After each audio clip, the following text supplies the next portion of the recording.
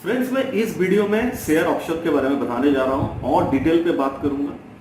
इसके पहले मेरा एक वीडियो है जो ऊपर लिंक पे आप क्लिक करके मेरा जो YouTube वीडियो है उसमें आप देख सकते हैं। उसमें मैं ऑप्शन क्या है, ऑप्शन किस तरह होता है, क्यों होता है, कुछ एग्जांपल्स भी है और ऑप्शन होने से किसको फायदा है, किसको लॉस है, एक्सचेंज किस तरह ऑप्शन कराती है, उसका पेमेंट कैसे होता है, ये सब चीज के बारे में इन डिटेल्स में मैंने डिस्कशन किया।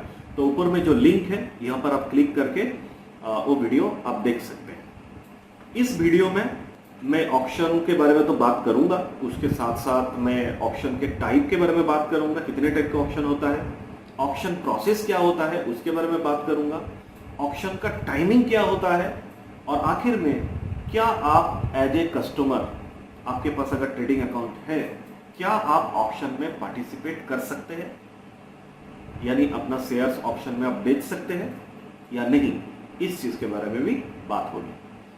तो चलिए स्टार्ट करते हैं। तो सबसे पहले ऑप्शन, देखिए ऑप्शन के बारे में तो मैंने डिटेल्स में डिस्कशन किया पुराने वीडियो में, फिर भी मैं थोड़ा सा बता देता हूं। ऑप्शन क्यों होता है? अगर कोई सेलर्स कोई शेयर्स अगर बेचते हैं, अगर वो टाइम पर शेयर्स को डिलीवरी नहीं कर पाते, जिसकी वजह से ऑप्शन होता है, यानी जिसने बाय किया है शेयर्स वो तो पैसा दे देता है, अब वो अपना शेयर्स के लिए वेट करते हैं, और जो शेयर्स को सेल किया है अगर वो कोई कारण की वजह से अगर वो अपना शेयर्स को ट्रांसफर नहीं कर पा रहे या फिर उसके पास शेयर्स था ही नहीं, उसने बेच दिया, तो ऐसे केसेस में शेयर बायर को नहीं मिलता है और जिसकी वजह से T+3 में, आपको तो पता है T+3 क्या है, तो T+3 में शेयर्स का ऑप्शन होता है। शेयर्स का जब ऑप्शन होता है तो एक्सचेंज वो ऑप्शन कराती है। एक्सचेंज बायर्स के बिहाफ में बाजार से शेयर खरीदते हैं, बाजार से और किसी से शेयर्स खरीदकर बायर्स को ट्रांसफर करते हैं। अगर बाजार में शेयर्स नहीं मिलता है तो ऐसे केसेस में एक्सचेंज बायर्स का पैसा, जो भी पैसा उसने इन्वेस्ट किया था वो पैसा लौटा देती है और उसके साथ साथ कुछ पेनल्टी भी उसको देती है। और सारे के सारे खर्चा जिम्मेदारी कौन उठाते हैं? ऑप्शन का प्राइस, ब्रोकरेज और उसके साथ साथ पेनल्टी, ये सारे चार्जेस कौन पेमेंट करता है? सेलर्स पेमेंट करता है, क्योंकि सेलर्स के वजह से ये ऑप्शन हुई है। अगर कोई ऑप्शन होता है तो इसमें ज्यादातर पे लॉस किसका है? सेलर्स का ही लॉस है, क्योंकि उसको ऑप्शन का जो प्राइस होता है एक्चुअल प्राइस देना पड़ता है, ब्रोकरेज चार्जेस देना पड़ता है और उसके साथ साथ उसको पेनल्टी भी देना पड़ता है। अब बात करते हैं कि ऑप्शन कितने टाइप के होते हैं। देखिए आमतौर पे ऑप्शन 3 टाइप के होते हैं, एक लाइव ऑप्शन होता है और एक ऑनलाइन ऑप्शन होता है और एक सील्ड बीट ऑप्शन होता है। ये 3 टाइप के ऑप्शन नॉर्मली बाजार में अवेलेबल है। लाइव ऑप्शन का मतलब तो आप समझते हैं, बहुत सारे मूवी में भी देखे होंगे, जो बहुत सारे लोग एक जगह में होते हैं और वहां पर बिडिंग किया जाता है, जो ज्यादा रेट देती है उसी को वो सामान उसको मिल जाती है। और बहुत सारे ऐसे मूवी भी है जहां पर आप ऑप्शन का इस तरह का सीनरी आप देख पाएंगे। तो ये लाइव ऑप्शन होता है, ये कहीं पे होटल के रूम में हो सकता है या फिर और कहीं पर भी हो सकता है। ये लाइव ऑप्शन है जहां पर आपको फिजिकली प्रेजेंट होना पड़ेगा और आप अपने हिसाब से बिडिंग करेंगे। आप अगर ज्यादा बिडिंग करते हैं तो आप ही को वो सामान मिल जाता है। दूसरी टाइप के जो ऑप्शन है ऑनलाइन ऑप्शन होता है। ऑनलाइन ऑप्शन में एक वेबसाइट होता है, वेबसाइट पे पूरे डिटेल्स रहता है, जिस चीज की ऑप्शन हो रहा है तो वहां पर सारे डिटेल्स रहता है, उसके आधार पे आप ऑनलाइन में फॉर्म फिलअप करना पड़ेगा और वहीं पर आपको बिडिंग करना पड़ेगा, जो मैं इस रेट में बिडिंग करना चाहता हूँ। अगर आपका रेट एक्सेप्ट किया जाता है तो उसके आधार पे वो सामान आपको मिलता है।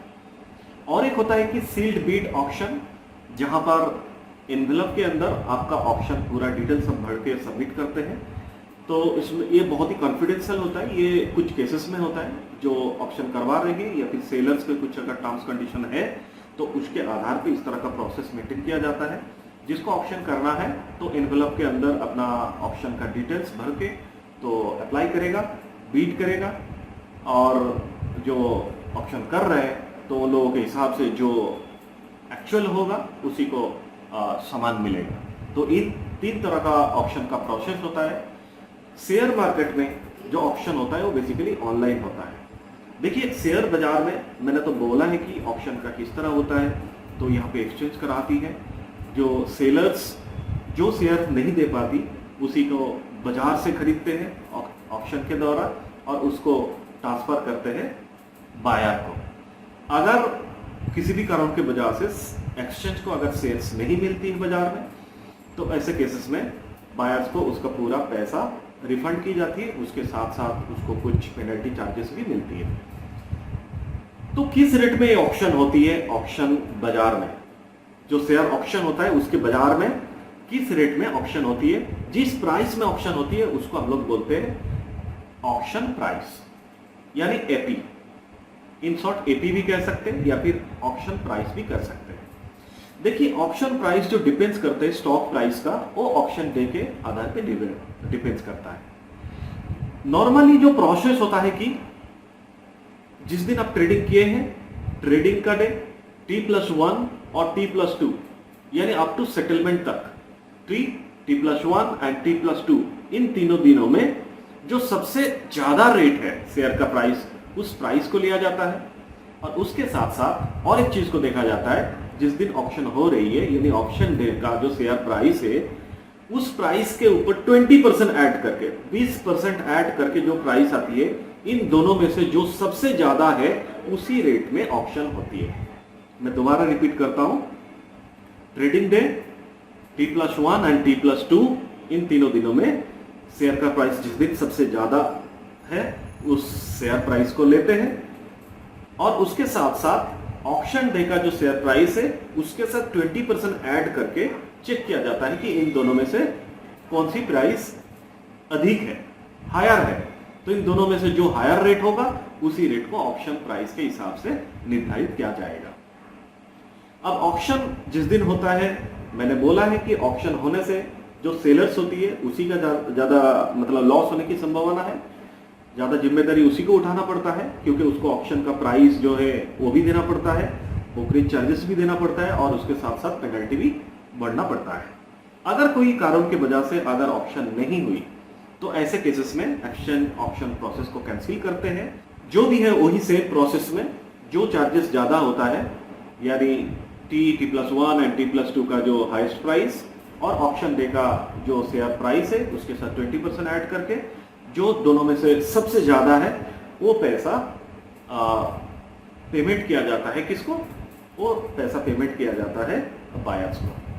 तो इसी तरह बायर्स को अपना पैसा फुल रिफंड मिल जाती है, उसके साथ साथ कुछ पैसा एक्स्ट्रा भी आ जाती है। इसमें बायर्स खुश भी हो जाता है और जो भी लॉस है वो सब चीज नॉर्मली सेलर्स को भुगतना पड़ता है।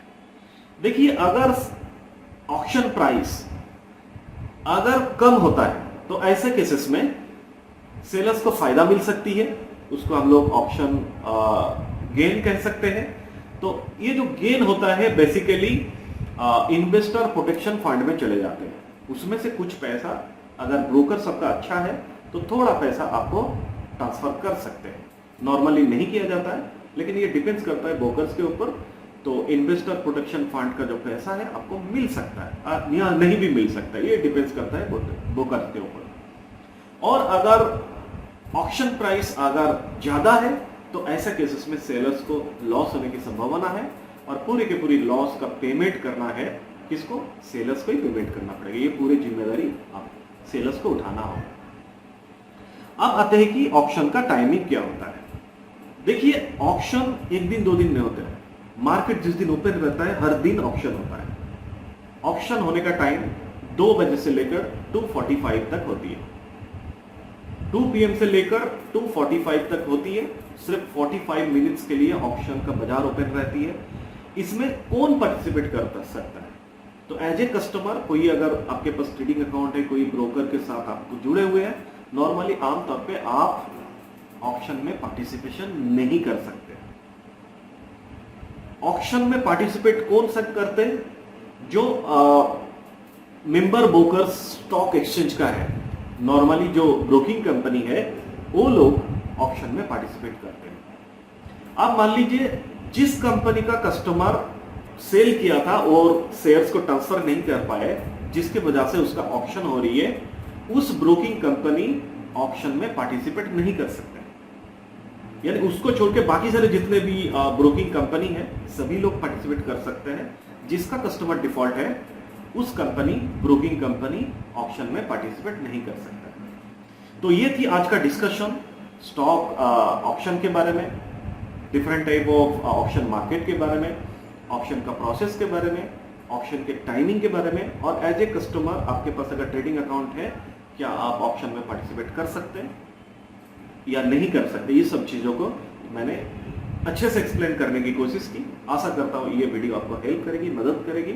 अगर आपको ये वीडियो अच्छा लगा तो प्लीज़ मैं रिक्वेस्ट करता हूँ कि मेरा वीडियो आप शेयर कीजिए, लाइक्स कीजिए, कमेंट लिखिए, और जाने से पहले मेरे चैनल को बिल्कुल सब्सक्राइब कीजिए और बेल आइकन को आप दबा दीजिए, ताकि मेरा जो फ्यूचर का और नेक्स्ट वीडियो जो भी आएगा उसका नोटिफिकेशन आप तक पहुंचे।